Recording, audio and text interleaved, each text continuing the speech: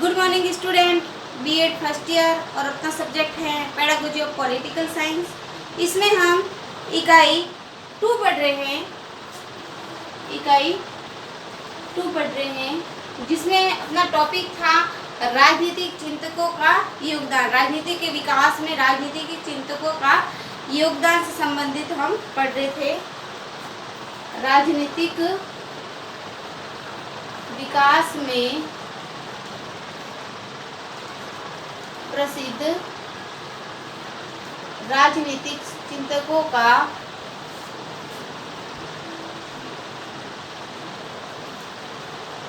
योगदान। राजनीतिक विकास के क्षेत्र में प्रसिद्ध जो राजनीतिक चिंतकों का है योगदान, जिसमें हम कौटिल्य के जीवन परिचय के बारे में पढ़ रहे थे। कौटिल्य के जीवन परिचय के बारे में हम चर्चा कर रहे थे। कौटिल्य के जन्म कहाँ हुआ, उसकी माता का नाम क्या था, पिता का नाम क्या था, किस प्रकार की उसकी शिक्षा दीक्षा हुई थी, इन सभी बातों के बारे में हमने नेक्स्ट क्लास में चर्चा कर ली थी। अब आगे हम चर्चा करेंगे कि आधुनिक इतिहास की अर्थ आधारित राजनीति में चाणक्य का विशिष्ट स्थान है। यानी आधुनिक इतिहास के अंतर्गत जो अर्थ प्रदान से संबंधित जो इतिहास है उसमें जो चाणक्य ने अपनी जो राजनीति से संबंधित जो अपने विचार दिए हैं उन विचारों का महत्वपूर्ण स्थान होता है। शासन के विविध पहलुओं पर जो शासन, राजा का शासन किस प्रकार से होना चाहिए, उसको किस प्रकार के मंत्रियों की नियुक्ति करनी चाहिए, उनको किस प्रकार के कार्य होने चाहिए, इन सभी बातों के बारे में यानी शासन के विविध पहलुओं पर सारगर्भित विवेचन उनके ग्रंथ अर्थशास्त्र में मिलता है। जैसा अर्थशास्त्र में लिखा हुआ है वैसा ही आज की जो राजनीतिक व्यवस्था है उसके आधार पर संचालित की जाती है। विश्व प्राचीन और आधुनिक किसी भी राजनीतिक के विचारक से नहीं किया था। चाणक्य की गिनती विश्व के अर्थशास्त्र एवं राजनीति शास्त्र के महान चिंतकों में की जाती है। चाणक्य की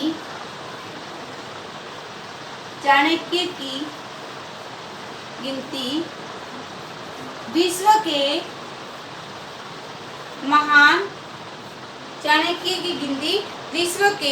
महान अर्थशास्त्र एवं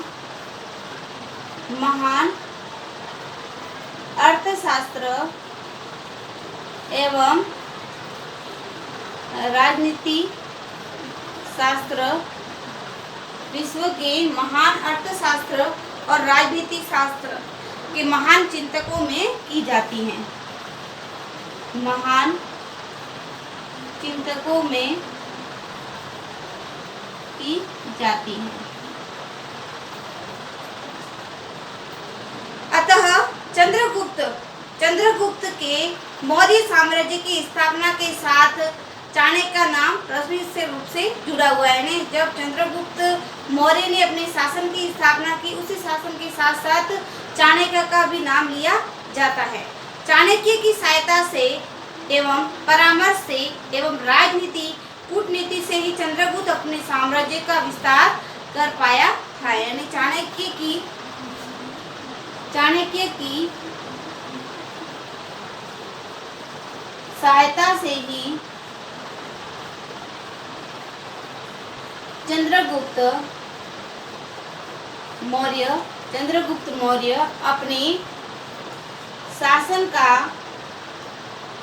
अपने शासन का विस्तार कर पाया। यानी जब चंद्रगुप्त मौर्य ने अपने शासन काल को संभाला उस समय जो चाणक्य था उन्हीं चाणक्य की परामर्श के आधार पर वो शासन क्रिया को संचालित करता था, इसलिए उसका शासन विस्तारित हो पाया। यदि वो नहीं होता तो उसका शासन विस्तारित नहीं हो पाता। इसलिए चंद्रगुप्त को हम शासन के श्रेष्ठ जो उसने जो सफलताएं हासिल की है वो सफलताओं का श्रेय सिर्फ उसके जो प्रधानमंत्री नियुक्त किया था उसने चाणक्य को उसको जाता है। चाणक्य को हम विष्णुगुप्त के नाम से भी जानते हैं। ये हमने आपको बताया था कि इसका नाम विष्णु दत्त पिथा, इसको हम कौटिल्य के नाम से भी जानते हैं और चाणक्य के नाम से भी जानते हैं। उन्हें कौटिल्य के नाम से भी जाना जाता है और चाणक्य तक्षशिला के एक ब्राह्मण के पुत्र थे। जैसे मैंने आपको पहले ही बताया था कि चाणक्य थे वो, जो तक्षशिला थी, जो उनका शिक्षा का जो केंद्र था, वहाँ के एक ब्राह्मण थे। उन्हें और बाल्यकाल से ही पिता की मृत्यु हो जाने पर चाणक्य का लालन पालन उनकी माता ने किया। तक्षशिला में रहकर उन्होंने ज्ञानार्जन के साथ साथ दर्शन का भी अध्ययन किया, यानी ज्ञान के साथ साथ जो आध्यात्मिक दर्शन है उसका भी उन्होंने अध्ययन किया। चाणक्य परम विद्वान थे, परंतु बहुत ही क्रोधी और उग्र स्वभाव के थे। उनमें जैसे भी अपन देखते हैं वैसे भी कि जो बालक ज़्यादा होशियार होता है वो बालक किसी न किसी चीज़ में या क्रोधित व्यक्ति भी होता है। यानी चाणक्य भी परम विद्वान थे, उनको सभी वेदों का ज्ञात था, उनको सभी शास्त्र याद थे, लेकिन वो क्रोधी थे, बात बात पर तिलमिला जाते थे और उग्र स्वभाव के व्यक्ति माने जाते थे। युवा होने पर चाणक्य जीविकोपार्जन के लिए मगध साम्राज्य की राजधानी पाटलिपुत्र था, वहाँ पहुँचे। जब वो युवा हुए और जब उनको अपनी जीविका के लिए, अब उनकी शिक्षा दीक्षा पूर्ण हुई, तो अब उनको अपना जीवन गुजारने के लिए, जीवन का चलाने के लिए उन्होंने मगध का जो साम्राज्य से गांव था पाटलिपुत्र, वहां आए। वही मगध के नंदवंशीय शासक घनानंद से उनकी भेंट हुई और मगध के जो शासक थे, जो नंदवंश का चल रहा था शासक, जिसका नाम था घनानंद, और वहां पाटलिपुत्र में उनकी घनानंद से मुलाकात हुई। सम्राट घनानंद ने, जो सम्राट घनानंद था, उसने चाणक्य को पाटलिपुत्र की दानशाला का प्रबंध नियुक्त किया। अब सम्राट घनानंद से उनकी मुलाकात हुई तो उन्होंने बातचीत की कि उनको जीविकोपार्जन के लिए कुछ पद चाहिए, तो घनानंद ने उनको जो पाटलिपुत्र का जो दानशाला थी उसका प्रबंधक नियुक्त किया। कटु और उग्र स्वभाव होने के कारण, जब चाणक्य का स्वभाव कटु था और बात बात पर क्रोधित हो जाते थे, इस कारण चाणक्य को वहां से पदच्युत कर दिया गया। इस कारण से उनको, जब वो किसी से बात करते थे तो सही ढंग से पेश नहीं आते थे। इस कारण पाटलिपुत्र के जो दानशाला के प्रबंध से जो पद था उनको वहां से हटा दिया और उन्होंने इसे अपमान समझा और सम्राट घनानंद तथा नंदवंश के विनाश करने की प्रतिज्ञा ली। और जब उनको वहां से निकाला गया तो उन्होंने, चाणक्य ने ये समझा कि इन्होंने मेरा अपमान किया और फिर उन्होंने प्रतिज्ञा ली कि जब तक मैं, वो सिक्का खोलते हुए उन्होंने प्रतिज्ञा ली कि जब तक मैं नंदवंश का संपूर्ण रूप से विनाश नहीं कर दूं तब तक मैं अपने सिक्का को नहीं बांधूंगा। और सदैव इस बात की खोज में रहते थे कि प्रतिज्ञा कैसे पूरी करे और हमेशा इस बात के लिए वो इधर उधर घूमते रहते थे कि जो मैंने प्रतिज्ञा ली है उस प्रतिज्ञा को पूरा करने के लिए, सफल करने के लिए कौन सा उपाय अपनाएं। उसी समय उनकी भेंट चंद्रगुप्त से हुई और इसी प्रतिज्ञा की खोज में वो इधर उधर जंगलों में भटकते रहते थे और उसी समय जो चंद्रगुप्त था उस चंद्रगुप्त से मुलाकात उनकी हुई। चंद्रगुप्त मगध राज्य में राज्याधिकारी और सेना नायक था। वह बहुत महत्वाकांक्षी था। चंद्रगुप्त था, वो चंद्रगुप्त मगध राज्य के राज्याधिकारी और सेना नायक था। जब उनकी भेंट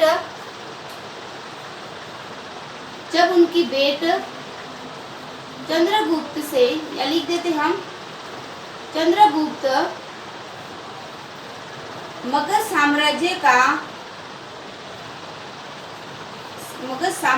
का राज्याधिकारी और सेना नायक था। राज्याधिकारी और सेना नायक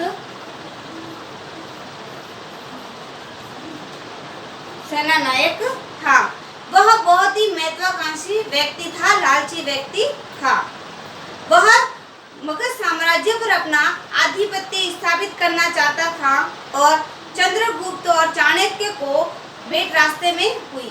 जब कुश में मट्ठा डाल रहे चाणक्य को देखकर उसमें उनकी भेंट किस प्रकार से हुई। जब कुश के अंदर मट्ठा डाल रहे चाणक्य को देखकर चंद्रगुप्त उनके दृढ़ निश्चय को प्रभावित हुए और उन्होंने चाणक्य को अपना सहयोगी बना लिया।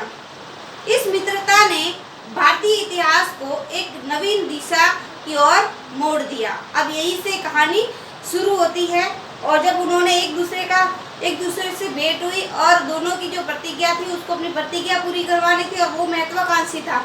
इन दोनों के कारण अब इतिहास में एक नया पन्ना पड़ेगा जिसमें हम दिशा चंद्रगुप्त बल और चाणक्य बुद्धि में श्रेष्ठ था। जो चंद्रगुप्त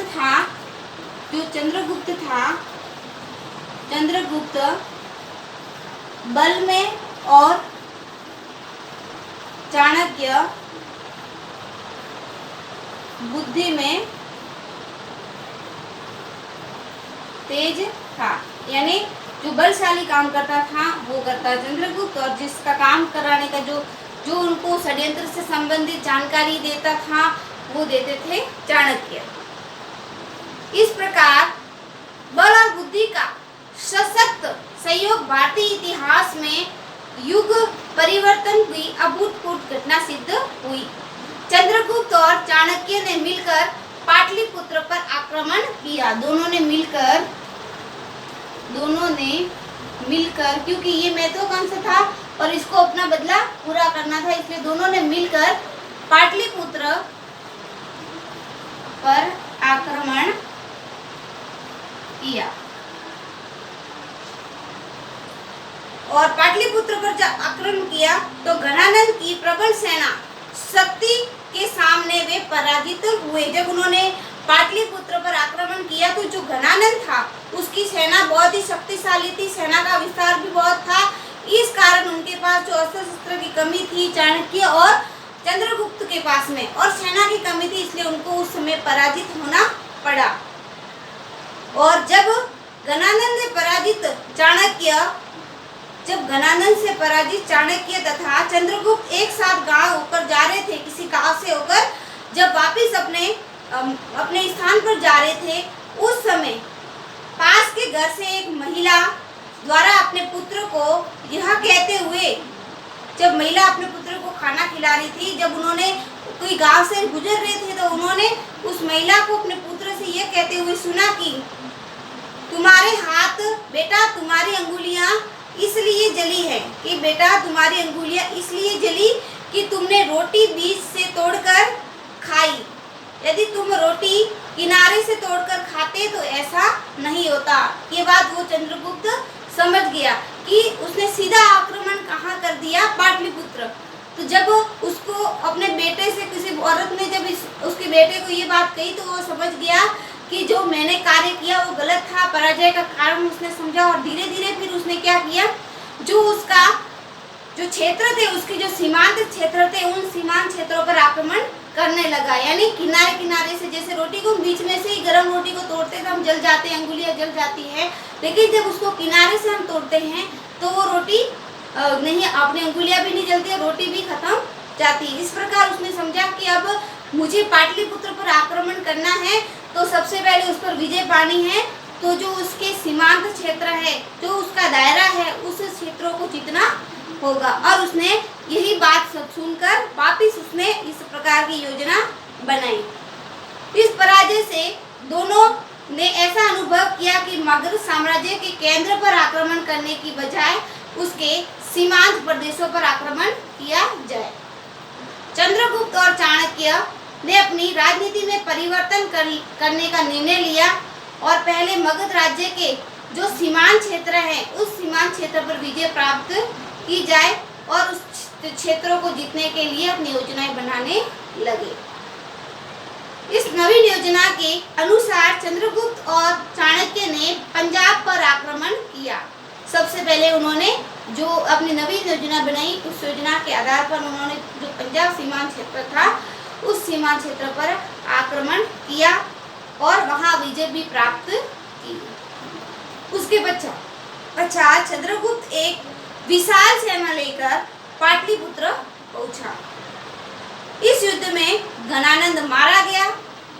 जब उन्होंने अपनी योजना चेंज की और उसके बाद में सीमांत क्षेत्र को जीतते जीतते उन्होंने पाटलिपुत्र पर आक्रमण किया और पाटलिपुत्र पर गणानंद की हार हुई और गणानंद उस युद्ध में मारा भी गया और चंद्रगुप्त ने चाणक्य की सहायता से मगध पर अधिकार प्राप्त कर लिया।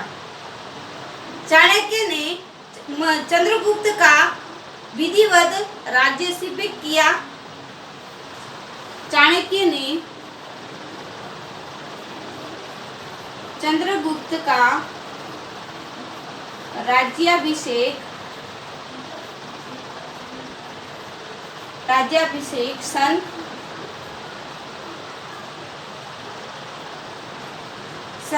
321 ईस्वी पूर्व 321 ईस्वी पूर्व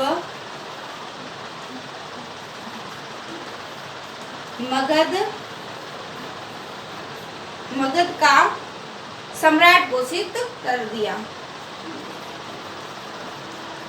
सम्राट घोषित कर दिया। चाणक्य की बुद्धिमत्ता और कूटनीतिता के कारण चंद्रगुप्त ने उन्हें अपना प्रधानमंत्री और प्रमुख परामर्शदाता नियुक्त कर दिया। अब उसके बाद में चाणक्य को चंद्रगुप्त ने अपने दरबार का प्रधानमंत्री तथा प्रमुख सलाहकार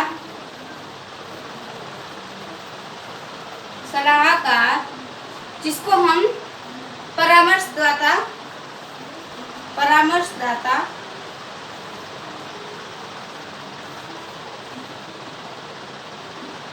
नियुक्त किया। अब उन्होंने मगध को जीत लिया, गणानंद को मान लिया, उसके बाद उनका राज्याभिषेक कर दिया। राज्याभिषेक करने के बाद दरबार में चाणक्य की सूझबूझ के कारण चाणक्य को उसने अपना खास प्रधानमंत्री और खास जो सलाहकार होता है वो नियुक्त कर दिया और चाणक्य ने जीवन के अंतिम समय उस मौर्य साम्राज्य की सेवा में निकाले। चाणक्य ने महान ग्रंथ अर्थशास्त्र की रचना की। चाणक्य का जो ग्रंथ था, चाणक्य का महान ग्रंथ अर्थशास्त्र था। उस अर्थशास्त्र में राजतंत्र, प्रजातंत्र, निरंकुश शासन, देशद्रोह, हम अर्थशास्त्र के बारे में कल की जो ऑनलाइन क्लास है उसमें चर्चा करेंगे। आज के लिए आप सभी को धन्यवाद।